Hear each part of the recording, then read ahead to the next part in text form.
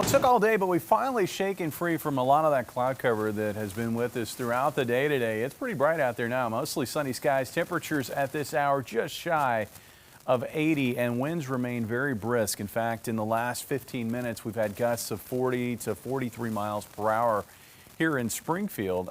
Winds have been gusting about that high in many spots, especially west of Highway 65.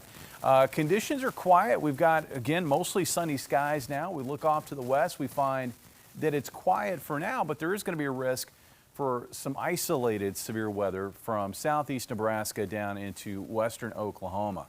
That risk for severe weather will shift east on Wednesday, and it looks like Wednesday afternoon into overnight Wednesday night, it's going to turn active across eastern Kansas, eastern Oklahoma. We have an enhanced risk for severe weather from Wichita up into the Kansas City area, and a slight risk which extends as far east as Highway 65 with a marginal risk further east across the remainder of the eastern Ozarks.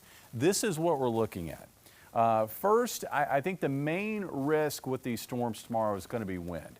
Could see wind gusts locally up to 70 miles per hour.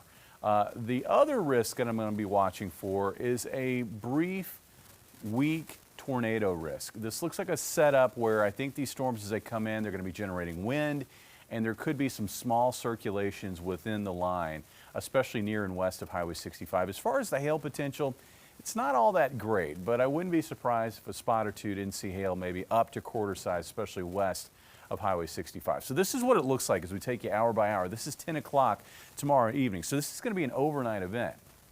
Storms at that point beginning to move into southwest Missouri. Looks like in Springfield down toward Branson, this is going to be moving in sometime between 12:30 and say 2 o'clock in the morning. And then that line of storms will push east so that by 4 o'clock in the morning, we've got storms moving into Eminence and Winona, stretching into West Plains back toward the Mountain Home area. These storms will continue to push east out of the area through sunrise on Thursday. And while we start Halloween off with some cloud cover, we end the day with clear skies. And it looks like a nice forecast for trick-or-treaters that evening. Rainfall, we need this. We don't need the severe weather, but we need the rainfall. It looks like many spots will pick up at least a ½ inch of rain, with some locations, especially west of Highway 65, seeing as maybe as much as 1.5 inches to 2 inches of rainfall. Temperatures tonight will only cool into the mid-60s. Another unusually warm late October night with highs tomorrow up near 80 degrees. That comes with windy weather, winds gusting as high as maybe 35 miles per hour.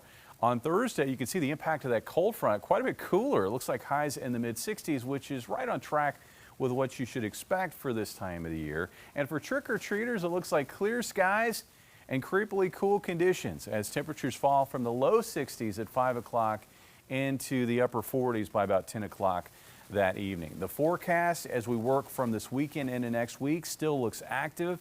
I think we're going to see an active storm track across the middle of the country.